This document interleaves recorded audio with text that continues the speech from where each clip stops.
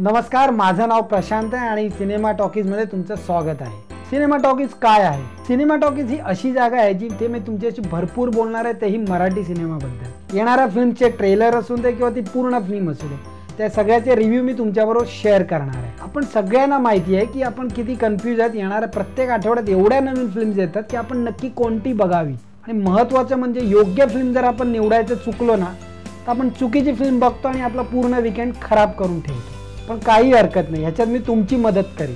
आणि ती कशी?